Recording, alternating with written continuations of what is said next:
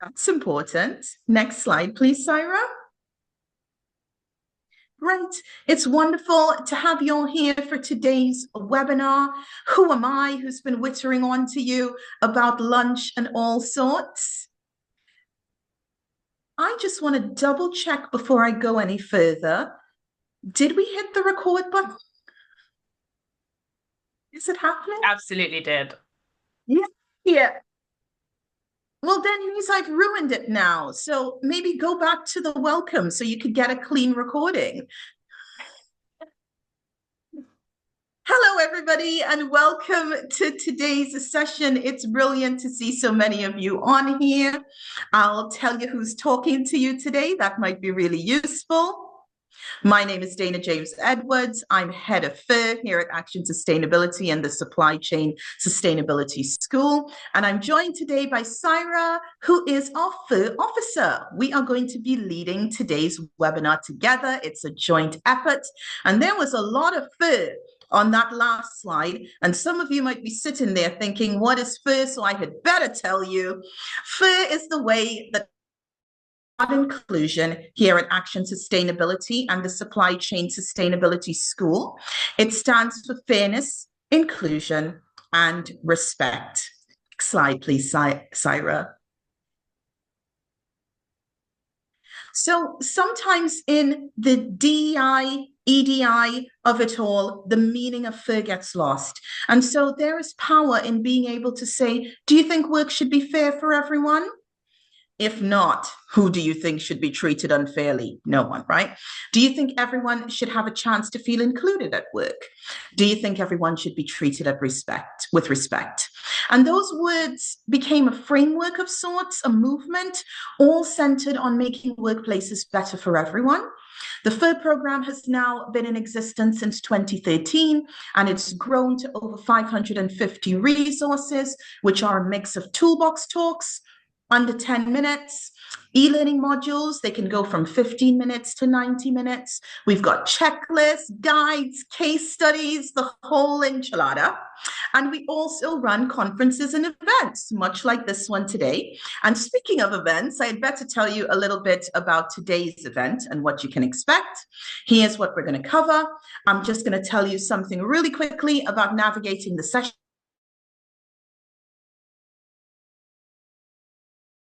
About our diversity survey, which is the reason why you're here today, and introduce it. And then the main event, our top 10 insights that we can't wait to share with you. We have some time for Q&A in the session, and then there's a little bit on next steps. So let's start with navigating the session. Today, we have both Q&A and chat enabled.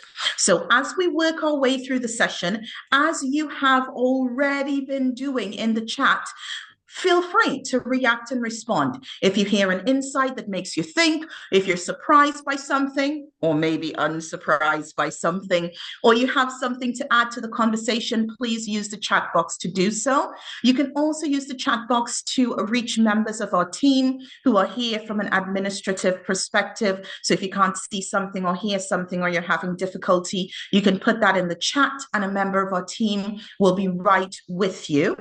Now, we have time for Q&A at the end as well. So if you have a question that's related to the content that you specifically want us to address, please use the Q&A function for that, and we'll come to those questions at the end.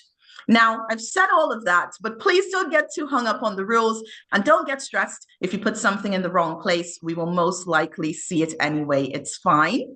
And that's all the admin. So into the meeting now. Syra, why do we collect diversity data? Thank you. So we'd just like to take a moment to talk about this. This is essentially the whole point of this webinar. So the reason why we want to collect diversity data is because it's absolutely foundation to creating a fair, inclusive, and respectful workplaces.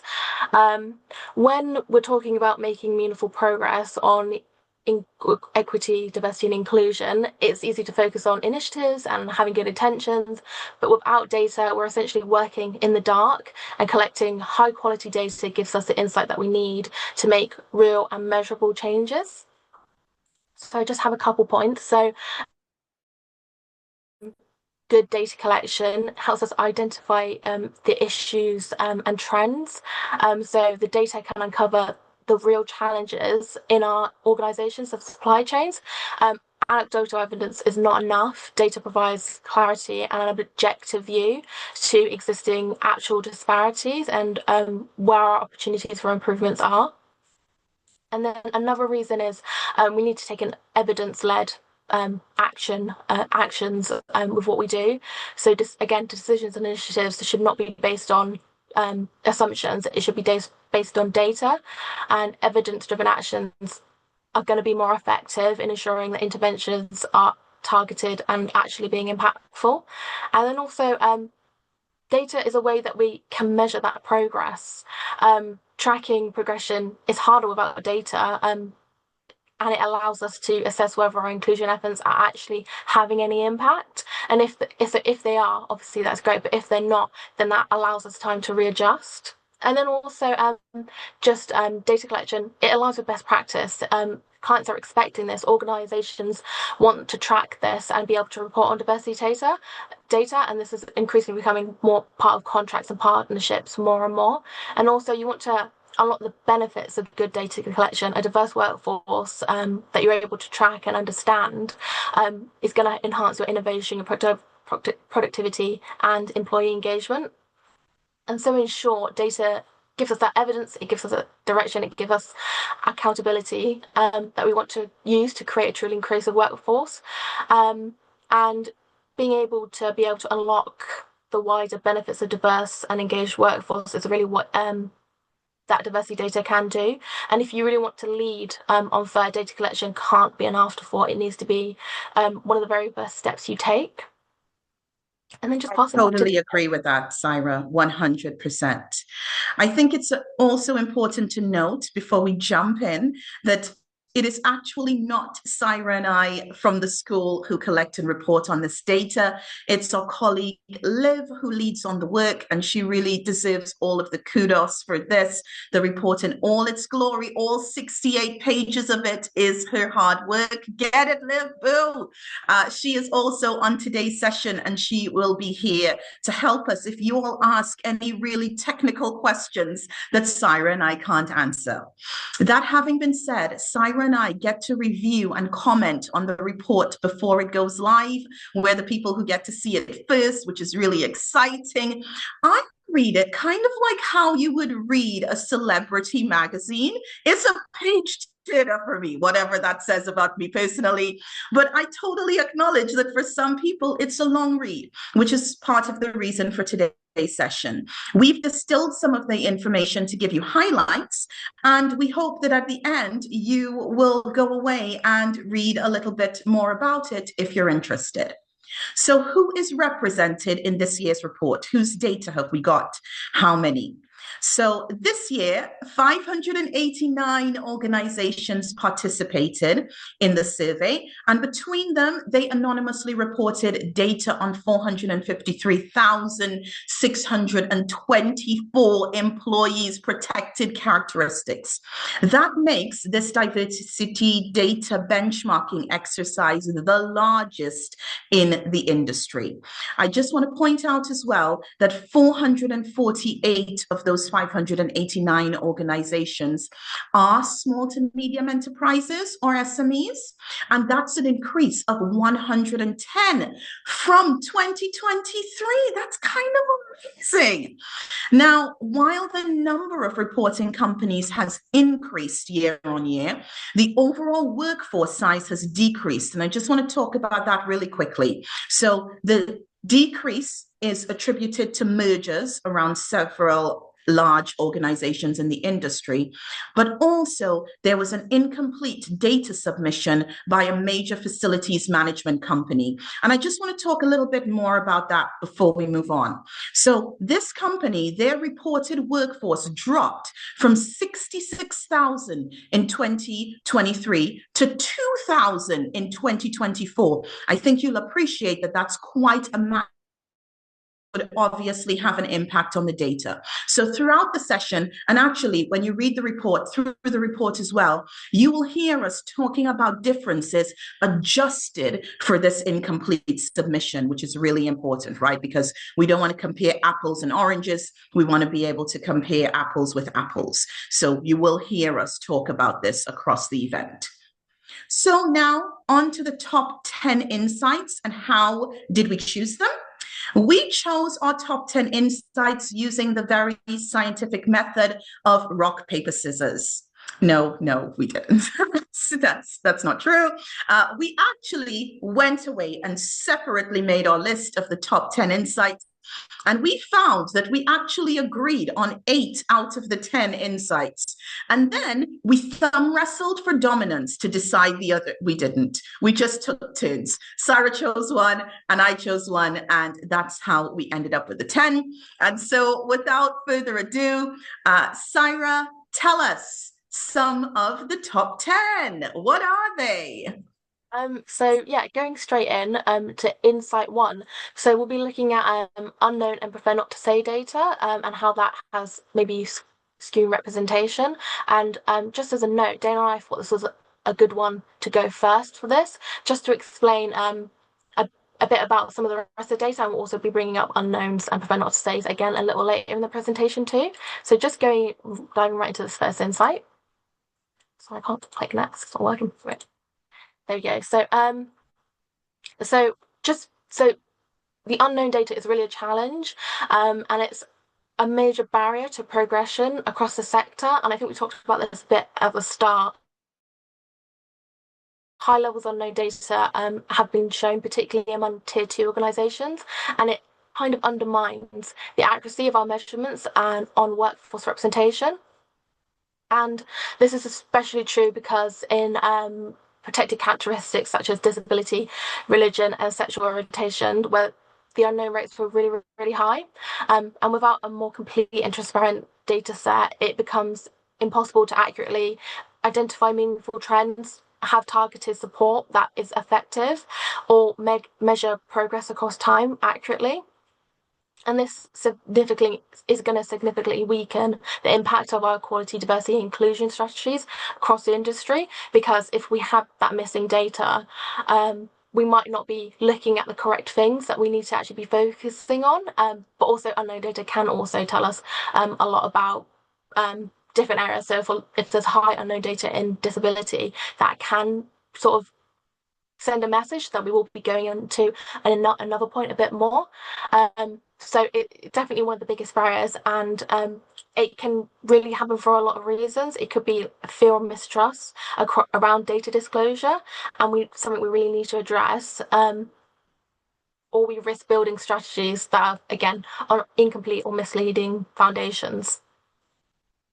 And then just tier 1 organisations, I think they really have a really vital role to play here, and they need to be actively supporting their supply chains and within their own organisations and helping them promote transparent and respectful data practices that can be the thing that can really help close those data gaps and helping to build that trust that's needed to improve disclosure rates and drive more meaningful change in the sector can really have an impact and make sure that we're getting that high quality, good data that will really help us help not just us in the FIR programme, but across the industry. Anyone who uses this data will have something that's really accurate and really good and can really be a guideline for what they need to do.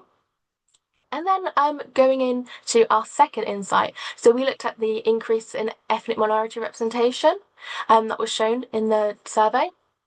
So our latest data shows some really promising signs. So just going into my first point, so in this year's survey, just before we get into the first point, 55.8% of applicants came from ethnic minority groups. This is up from 52% in 2023. So for my first point, representation within the workforce has improved. So ethnic minority representation rose from 13.6% in 2023 to 15.2% in 2024. And this is the highest level that's been recorded in the diversity survey so far. And I think this increase is encouraging, and it does reflect a steady year-on-year progress. However, for my second point, we do need to keep perspective with this. This figure is still 5 percentage points below the ONS national benchmark, which is 20.2%. And it shows that we're moving in the right direction, but there's still a lot of work to do to achieve that equitable representation entirely across the sector. And importantly, when we look at retention rates, I think this is also really important to do when talking about representation and recruitment for ethnic minorities and across all the other protected characteristics. The data highlights that there's still a major challenge. So over half, so that's 50.8% of ethnic minority employees are leaving the industry before the age of 34. And so we'll talk about this more about retention rates and recruitment. But this points towards, again, there still being an issue with keeping people in the industry. And so I'm just going to pass back to Dana for the third insight. So mine is around the decline of women in the industry. So I think it is not going to be a surprise to anyone that increasing the proportion of women in the workforce in this industry has been a key priority since the survey's inception and even before. There are so many schemes and initiatives across the industry that are aimed at boosting representation, gender representation. Now, in this year's survey, women made up 24.6% of the workforce, and that is a decrease from 29.1% in 2023. That's 4.5% decrease year on year. And when I read it, I did have a moment of, but then I continued reading and realized that the bulk of the decline can be primarily attributed to that incomplete data that I mentioned at the start from that FM company that went from 66,000 to 2,000 in its reports. That contributed to some of the skew. Now, Liv is a genius. So what Liv has done in the report is taken out the skew and compared apples with apples. And if we do that, the actual decline from 2023 to 2024, there's still a decline, but it's only 0.3% instead of 4.5%, which on face value is less. Oh my goodness, but still it represents a movement in the wrong direction, which is not something that we want. It's also still significantly below the ONS working age figure for women, which is 50.8%. So we're only sort of like halfway there, really. And so while, yes, the decline is much smaller than that heart-stopping moment in the beginning, it's still really not where we want to be. So I thought it was important to point that out. And as an addition, I find it really sobering that nearly half of women, so 45.7%, leave the industry before the age of 34. Before the age of 34. So they start and then 45.7% leave before the age of 34. And this has knock-on effects, which is part of the reason why I selected it to talk about as a key insight. And speaking of those knock-on effects, I want to share my next insight, which covers some of this. And it's about board representation. So this year was pivotal because it's the first time that data on board member diversity was collected. So I think it's important to say that this report, it iterates. We don't do the same thing year on year. We try to collect different data and share that with the industry. So board figures coming in for the first time this year. A total of 84 organizations reported on the diversity of their board members, and that covered 627 individuals in total. Now, I have the results on screen, and for me, they're not great.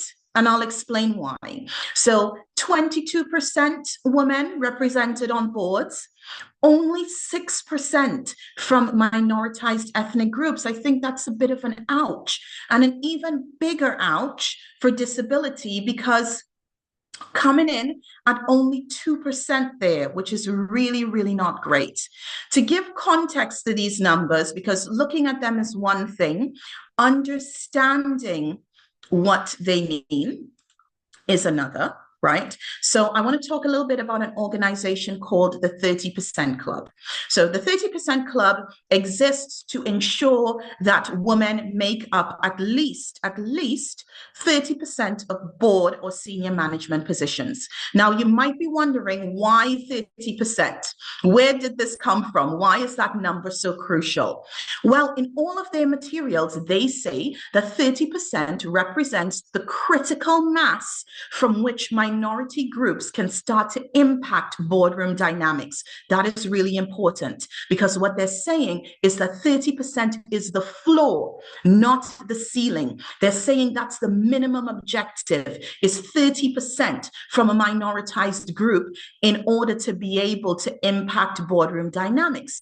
If you have less than 30%, there is a much lower chance of being able to achieve this. So in order to really be able to make strides and to really be able to move things along, what we're saying is we are going to have to do better, and we're falling short, not just for gender, but clearly for other protected characteristics as well. Now, I would have just mentioned to you that we have 45.7% of women leaving the industry by the age of 34.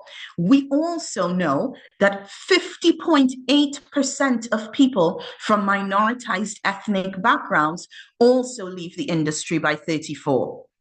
And this is important. It's important. It's clearly sobering on its own, but can we just spend a minute and think about what that means for boards? So a board member's average age is 63.1, right? A CEO's average age, about 55.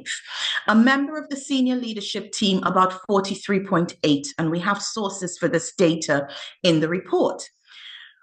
If women and people from minoritized ethnic groups are leaving the sector well before 34, then they're leaving well before reaching the ages that are typically associated from that data I just shared with leadership positions. So it's already not great news, but what we're really saying is we have a critical loss of potential talent that could contribute to stronger leadership teams and boards in the future. So for me, a concern and something that we really need to stem the tide of when we're talking about numbers and the industry more broadly. So that was a bit sobering. Syra, might you have some good news for us in your next insights?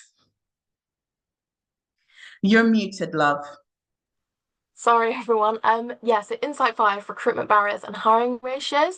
I don't know if I have all good news. I'm sorry, Dana.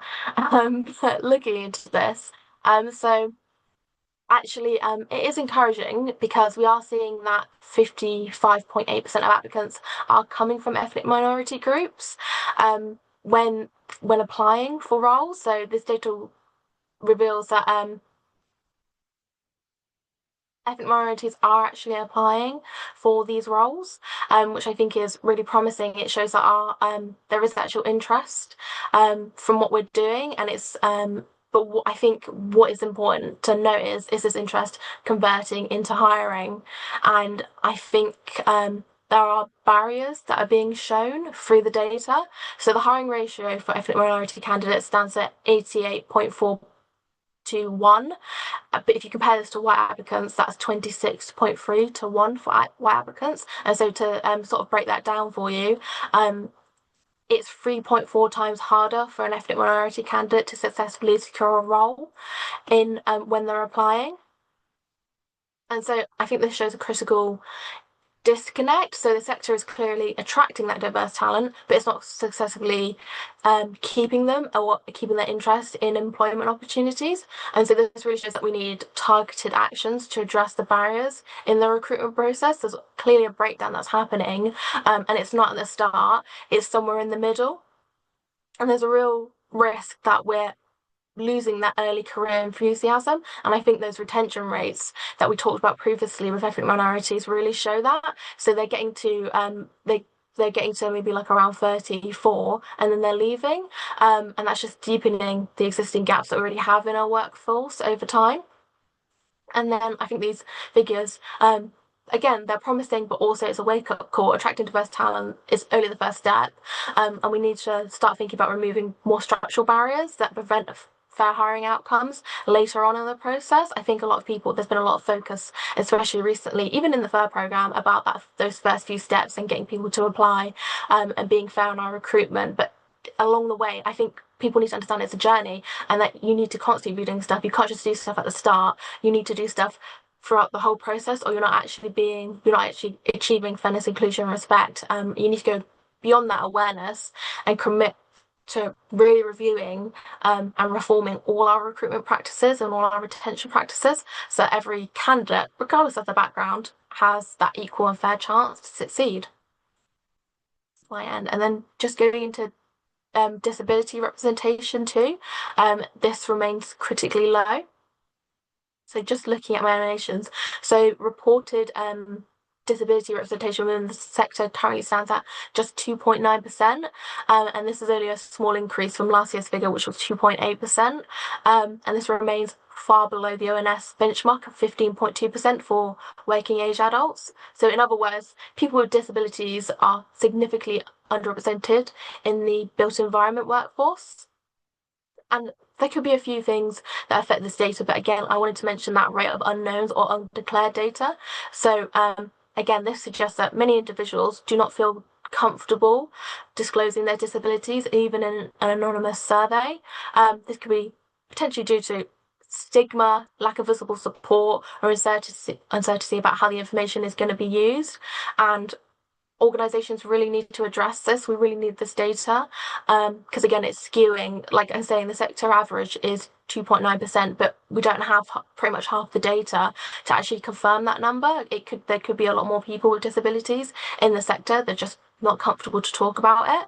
And I think organizations need to think about creating a culture where disclosure feels safe and it feels meaningful. People understand where their data is going, and it's not just being collected and used against them, but it's being collected for a positive reason. It's going to create positive action and inclusive change. So without trust, these numbers will continue just to fall short of reality, and opportunities to improve are going to continue to be missed. And then also, just to point out, this lack of data was shown especially in tier 2 organizations. So 49.1% of employers have not disclosed whether they had a disability or not in tier 2 organizations. And while some of this may reflect concerns around, again, disclosure, self-identification, that if we do account for, again, those unknowns, there's still going to be that critically low representation in the industry. So I think this really highlights that urgent need to be more inclusive and have more inclusive workplace cultures where individuals again feel safe and supported to share their disability information. They understand when that data is going to be used, and where there's like barriers to employment, progression, and disclosure are actually actively being addressed, because that will again create that environment where it's not a disadvantage to be open or honest, or at least it doesn't feel like it's going to be. That's just that point, and then go back to Dana. So much, Syra, although I did ask you to lift the mood a little, and those last two did not help with my request, but maybe this next one will a little bit. It's about LGBTQ plus representation, which in good news has risen slightly across the industry. Let's have a look. So representation within the LGBTQ plus community increased by 0.5% to 2.5% in 2024. And actually, if you exclude that FM company's data that skewed things slightly, the increase could potentially be as high as 0.7%. Now, you all might be sitting there thinking, Dana, how could you possibly be excited about 0.7%? Have you not been listening? We need to take the wins when we can get them. And this is a bit of positive good news. It's a movement in the right direction. However, I think it's still really important to note that this figure is below the ONS working age figure of 3.9%. So we're celebrating, but maybe with a woo and not a woo. And maybe we might save the confetti and the bubbles for another time because there's clearly still some work to do. I want to tell you something else that stood out for me, though, just looking at these numbers. So, prefer not to say is an absolutely valid choice in every survey. It says, I see your question, and I'm opting not to answer that question for whatever reasons that may be personal to a particular individual. So the 7.2% here of prefer not to says, I don't want to skip over it because it might be signaling some issues around safety and willingness to share that data with your organization, or more widely, that we might still need to be thinking about and considering. And do not even get me started on that percentage of unknowns. I think, like Cyrus said at the very beginning, clearly some work to do on reducing our unknowns in the data so that we can have better reporting and a better reflection of what is actually happening in the industry. Now, just before we move on, I just want to add that in 2024, in another small win, 0.05% of employees identified as non-binary or gender non-conforming. And that was also an increase because in 2023, that number was 0.02. So a little bit of an increase there, which is great. And finally, you know how I said that we iterate this report and the survey itself and we make changes year on year? Going forward, the survey will also offer transgender options alongside the current gender options. And that's been based on feedback from people like you reading this report and from employers, but also from employees themselves. So this is not a static thing. We are always happy to make changes, to iterate, to evolve, to make this even better moving forward. Now, my next insight is about falling youth representation. Now, when we look at the age distribution between 2023 and 2024, there really weren't many significant changes. Now, interestingly, for construction, the 25 to 59 age group is overrepresented compared to ONS figures. So our 25 to 59 age group sits at 76.2%, and the ONS numbers are 68.6% for that age group. So we have a higher concentration of mid-career professionals within the industry. Now, tied to that, there is a decline in employees under 25. So it's decreased this year, down from 7.7% to 7.3%, which is a negative trend that we don't like. As an industry, we clearly have challenges in attracting and retaining young talent, and that is going to be a critical factor for the long-term sustainability of the industry and the workforce within that industry. The ONS target figure is 12.8% for this group. I think that's important to note as well. 7.3% is quite a way off that 12.8% figure. I think we need to consider this really seriously to prevent a future skills gap. Now, there is a reason that I selected this as a key insight. I am fascinated by young people in this industry. So you may not know this, but I am new to the industry and to the role. I started as head of earlier this year. And to help me get ready to step in the role, I went to find UK construction TikTok, because it's a cool way to learn stuff. So I went on there and I couldn't really find anything. And I found that really baffling because there's TikTok for everything. And if you want to know where young people are, if you want to reach them and find them, that's a key place. They're not really hanging out on LinkedIn. that and other forms of social media would be where we would find them. Now, in other sectors, so I'm from a tech consulting fin service background, and there's lots of chatter about careers and early careers and sort of attraction to a career on TikTok and other social media channels. And I really feel like that is missing from the construction space. I didn't see people really showcasing, talking about their hiring really seriously. I did not find any UK construction young influencers there to influence me. So I guess some questions from me would be, are we reaching young people where they are? Are we doing enough? Are we showing them the range of careers available in the industry? Could we be doing more to influence? And I will just leave it there because I realized my little TikTok rant was a bit of a digression in the session. But I really do think it's important to think about, because the industry is not going to be sustainable if we cannot attract new people to it. Back over to you, Syra. Oh, by the way, if you have seen cool construction TikToks, that might be something that you want to tell me about, either in the chat or after the session. Maybe I didn't do a good enough job looking, but I promise you, I did try. Yeah, definitely. So the next insight nine, is just on pay gaps. So, pay gaps, unfortunately, the data shows that there's still disparities and that they might be widening, not closing. So, this in 2024, the gender pay gap within the sector increased slightly, from 18.8% to 19.2%. And then at the same time, the ethnicity pay gap grew more significantly too. So it went from 13.8% to 15.7%, 7%. And these figures, I think they're highlighting, again, that persistent structural inequality across the environment sector that we're facing. And I think, especially lately, and especially for the ethnicity pay gap, I just realised that my text has glitched out there. Sorry, everyone.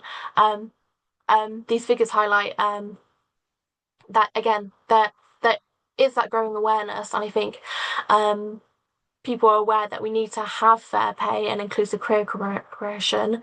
The gap between the group is not closing, it's actually becoming more entrenched, and I think it underlines how urgent this is and how we really need that targeted interventions. And I think Dana, in the last point, is going to go into why that is, but also I wanted to talk about equal pay policies and where this might be an issue. So we're finding that widening pay gap, but also data is revealing that 66% of organisations overall report that they don't have that they have equal pay gaps. So that means that 34% don't have them, and so this means around a third of the organisations don't have any formal commitments to ensuring equal pay for equal work. So this means that even though they should have them, they don't have them in place. And without actually having strong enforceable policies, it's much harder to tackle things like unconscious bias, address historic pay disputes, or build transparent pay structures and promote that fairness. And I think people don't realise that policies are something that they should really have in place. I think a lot of time people think these things are optional, especially for EDI ones. And I think the lack of widespread policy, like that number should really be 100%. But the lack of key policy adoption is really a key factor that's going to hold back progression in a lot of areas. And I think this is a clear area where action is urgently needed in the sector if we really want to be serious about completely closing gaps. I completely agree with you, Syra, and I appreciate you flashing the slide up because it ties very nicely to our final insight, which is one of mine, and it is about policies, which is really important, specifically missing policies. Could you move the slides forward? Thank you. So we're going to talk a little bit about missing policies, and the first thing to note is that I have a few policies up here on the slide, but actually the diversity data benchmarking report itself has many more than just these. These are just a subset. And I picked this particular graphic because policies felt like a really roller coastery area of the report to me when I was reading it, and I'll explain what I mean. So Syra just mentioned that only 66% of companies have an equal pay policy, and you'll see on the slide that only 57% have a diversity monitoring policy. For me, those values are really low. But then at the same time, they have also increased year on year. Should I be having a tiny celebration about them? I'm kind of not sure. Now, let's talk about reasonable adjustment policies for a second. Having a reasonable adjustments policy is the law, like it's legit the law. So how are we not closer to 100% there? For me, that is a little bit concerning, but still, it's up. So, happy, sad? For the other policies, we're seeing higher percentages that are edging us closer to 100%, which in and of itself is a reason to celebrate. But then at the same time, those percentages have declined year on year. Happy, sad, happy, sad. It's really hard to tell for policies. Now, Liv in the main report describes the declines across some of these very key policies and organizations as unexpected. And I kind of agree. I didn't see declines coming at all. So if you ask me what was my biggest shocker across the report, it would be this, because it's something that I completely wasn't expecting. Now, the report goes even further and breaks down policy adoption by tiers. Tier 1, Tier 2, Tier 3 organizations. And I think a key takeaway from me on reading it is that while people assume that smaller businesses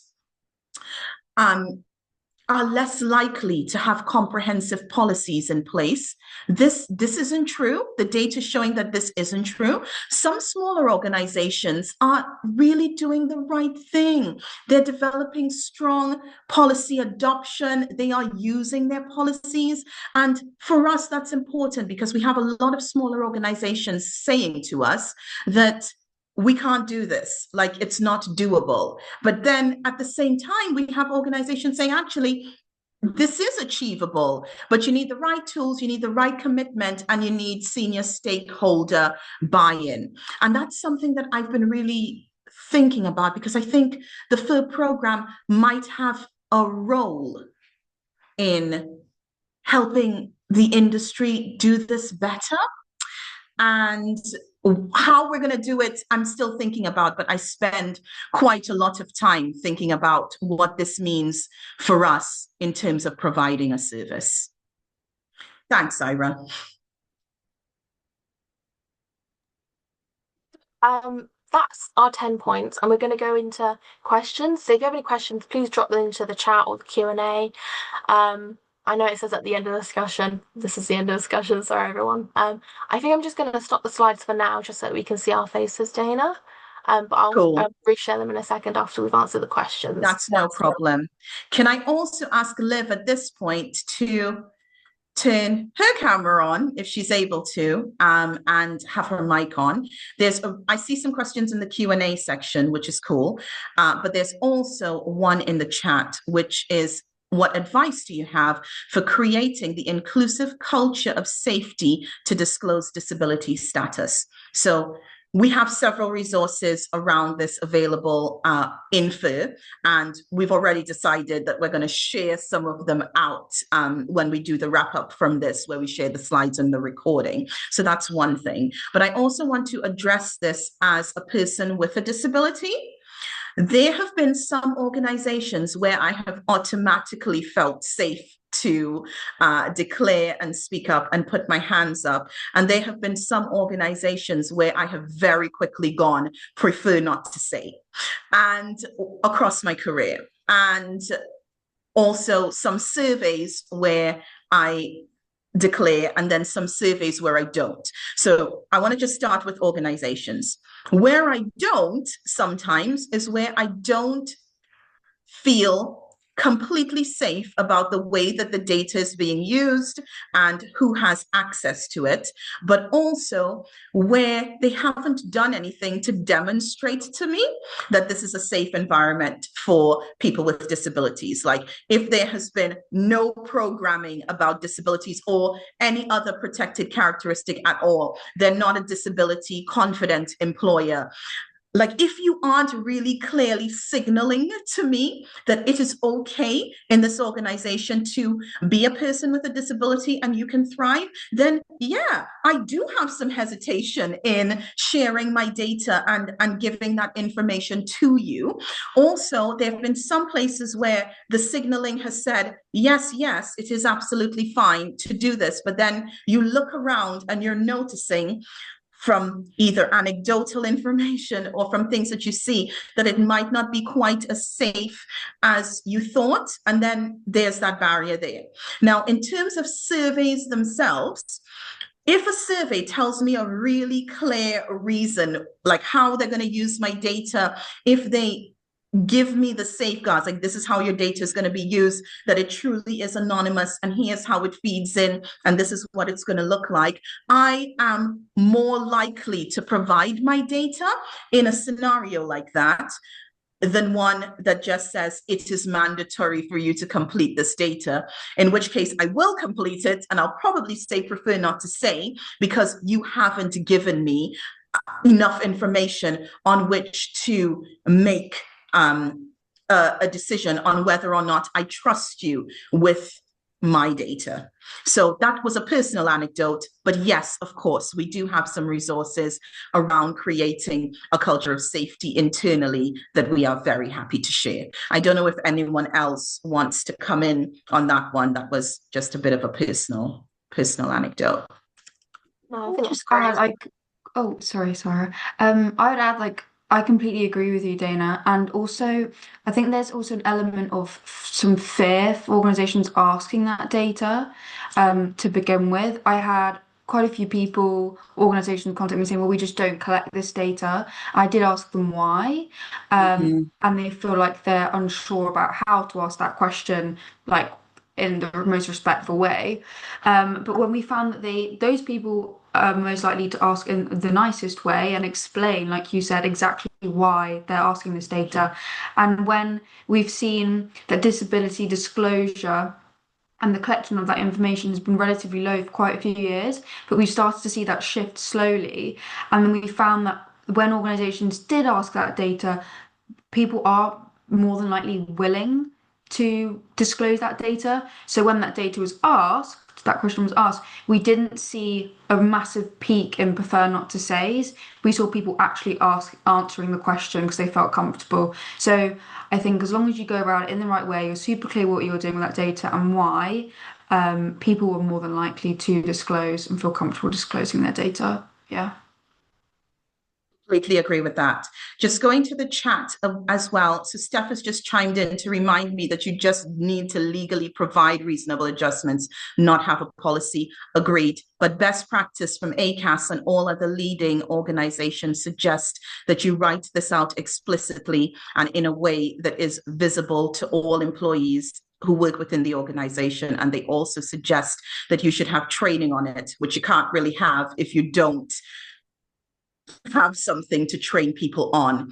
Also, a really good point in the chat before I go to the main Q&A, that it's important to consider that some organizations who are global and have US presence are being careful to consider the impact of the Trump administration on policies. And I think that is a really great point as well, which may have contributed to some of the decline that we saw. Even though Liv, was Trump in power? He wasn't, was he? Because the reporting date is like November 2024, so he wouldn't actually have been in position then. So no, but it's exciting because actually we may see in next year's survey some of the knock-on effect of this.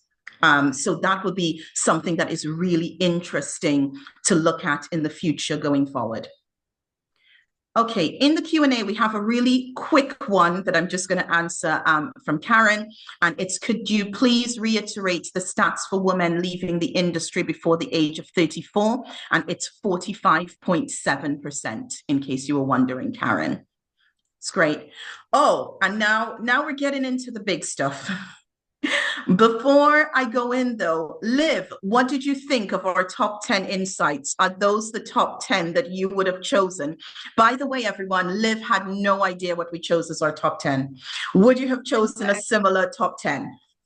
Yeah, I think I would, and I think the kind of my top picks myself would have been about board members and loss of staff. I think that's the most interesting and like the topics that we need to engage with the most because it's all good and well us attracting certain groups that we've been targeting for so many years, but then if we're losing them, that's really the issue. So Yeah. there's obviously a problem, and it's affecting people early on in the early stages of their career. We want to keep them, we want to support them in the industry. So let's kind of figure out why. And then hopefully that will have a knock-on effect with the board members. And I really do see like the value of like the 30% club as well. Like really want people to be aware of that, and the impact that they're having. So yeah, those are my like top two. Yeah. That's excellent, Liv. I definitely agree with that point. I think there's something is positive to see in that the recruitment efforts that we have had in the industry, they've worked. We are attracting people, and I think that's so powerful, and I think that's so great. But I think we've had maybe a lot of short-term thinking. Now it's time, like we have the opportunity to think long-term. How do we keep these people, again, it's about those retention rates. How do we retain them? How do we make them feel comfortable for their entire career so they can work in construction for 50 plus years? Like that would be amazing. I think a lot of people have amazing long-term careers in this industry, and that's what we really want to see. And it's I think yes, it's very, we can think about it very negatively, but I think again it's that opportunity, the opportunity, like we have the people, and I think that was something that was really hard for a long time to do in the industry, and we've focused on it so much, especially even in the third program. There's been a lot of thinking and actions on recruitment and unconscious bias and everything in those first stages, and we've done it, and we can like celebrate that. But again, thinking we need to start thinking long term now because we're not retaining those people. Brilliant. Now, I've already answered this one. It was, of all of the things that we talked about today, what surprised you the most? For me, it was that decline in policies. Didn't see that coming, spoiler alert. Maybe it's that I'm jaded, but I kind of maybe was more prepared for some of the other things. Sarah, Liv, let's answer this, and then we can talk about what the food program is doing. By the way, whoever asked that question, thank you for holding us to account, and we are pleased to answer. But quickly, your biggest surprise from the report. Oh, I think the policy, I feel like I thought more people would have them in place. I think they're super helpful. I think they're super clear. Well, they can help things be super clear for people. And I think if you don't have processes and like things like policies in place, then you don't have a process in place, and it can sort of lead you open to, I guess, open to something bad happening if you don't actually know like what process you can go through. Like things can still go wrong, but if there's no guidelines, then I think you're just opening yourself to being completely lost when something does happen, when you did actually need that policy in place, but you haven't created something, you're doing everything off the cuff, that I think is almost dangerous, especially like thinking about legally and things like that. Again, I want to reiterate, it's really important to make sure that you have a policies in place. They can be really helpful. And again, they're your guidelines. They can make sure that you're doing everything and it's all up to scratch. Liv, from you. I'm going to speak about something that you guys didn't really talk about because it's what surprised me the most. It was surprising, but also not surprising. I guess I was hoping that I'd be able to get more data about disability and ethnicity pay gaps, but that was really lacking.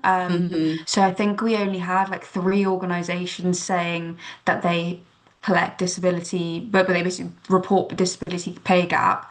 And that's something I really hope that more organisations will start to report in the future, as I see that as such a great insight to be able to see kind of what's happening within organisations. So yeah, I guess that's just my like I wish I had more data on that so we Yeah. could pull more stuff on that. Is about pay gap. Yeah. Okay.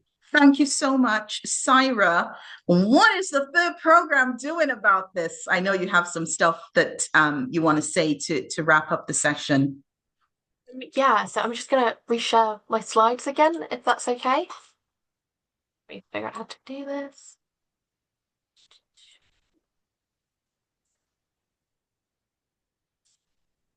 Can we all see that? Is that okay?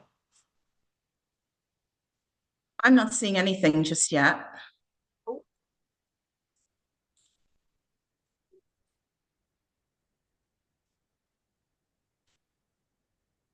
working now. Is that working? Yes, perfect. Okay, perfect. Yeah, so I just wanted to talk about so what do we do in the fair program? There's a few things. So we have our upcoming fair events. So we're always putting on what we like to think is, and I'm really excited for a lot of these sessions. But like exciting and interesting and also topical and I really think needed sessions. That are happening in the fair event spaces. So we're having a becoming fair ambassador training. That happens regularly. So we have our next upcoming one is on the 3rd of June, and you can join that. And it's sort of that training that can help you sort of deal with issues that might be happening in your business. So I think that's really important. And that's, again, a recurring session. You can join into one of those and you'll sort of be getting support from the FAIR program to really be able to make an impact in your organisation. We have the Inspiring Change Awards and Conference again coming. We've revamped that this year. And that's something that you can join to really one promote anything they're doing. So we were looking for those really good cases that we could promote and award during this event, and then also we're going to have a lot of interesting sessions happening during that event because it's also a conference. So we're going to have, if you sign up, you'll be able to attend. I think some of them are EDI changemaker sessions. I'm really focusing on that. We have a different survey in the FAIR program that we're going to talk through as a first look. And then we also have the Transforming an Industry, Building Trans Inclusion webinar that we're going to have during Pride Month. Again, that's a really topical one and one of those things that we think the FAIR program needs to be talking about. And then something that I'm really excited for, that was Dana's idea, is the AI and Inclusion Promise or Problem webinar that we're going to be holding. Again, really interesting subject. We're going to get really deep into it, and we really think you should join these events. Again, these are all what the FAIR program is doing is we're trying to provide the education to help you again, so we're looking at this report and what these events are for looking at that report, analysing it and understanding what we need. It's part of that process to decide and pick these events and what resources we're creating and what we're doing. And then also the 2025 diversity survey is actually opening on the 19th. And we have sessions about it that are coming up. So we have upcoming sessions, and we have 3 of them. One's on the 29th of May, the 19th of June, and the 17th of July, and that will be open throughout the entire survey. And this is how you can learn to confidently submit your own organisation's data to the 2025 survey. So if you need that extra support, we are available to help you with the steps for this. So during this webinar, we're going to, again, talk about the importance of data collection. We have done that a bit here, but also you're going to be able to talk to someone from the diversity survey team who will really be able to go into depth and talk through that submission process, share the best practice like tips for this when you're collecting data and how to do it sensitively and effectively, and answer any questions that you might have. So if you or your colleagues would like that more support, we definitely encourage you to join us. We'll send out the links for this for you all to have in our wrap-up emails, and it will be in the slide deck too.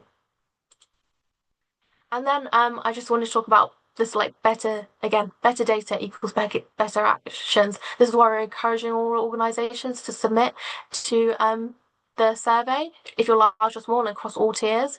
The 2025 survey, again, the 19th of May, it will be opening. And by feeding into the survey, you're not only strengthening the sector-wide picture, but it's going to help, again, have those better insights, shape that more targeted support. We use all the time in the FAIR program, again, to set the agenda of what we're going to do, and also we're discussing it a lot. And also this is a great time to demonstrate your organisation's commitment to fairness, inclusion and respect. And then I think, oh yeah, I don't know if Dana hasn't. That's everyone. We are out of time for today's session. We really appreciate you joining so very much and for listening to our top 10 insights. It's been amazing to share about it. I just saw a question about the Inspiring Change Awards. We'll make sure that you have the right link when we send the wrap up to the session. Thank you so much again, everyone. If you have questions about this, please feel free to contact me. You can find me on LinkedIn or you can email fur@supplychainschool.co.uk, and that will bring you to the entire FUR team. How amazing is that? So either one of those, please feel free though to reach out and connect on social media. I love building my network within this industry and being able to share insights with you all. Have a brilliant rest of your day. Thank you so much for joining. Thank you, everyone. Thank you. Thank you so much.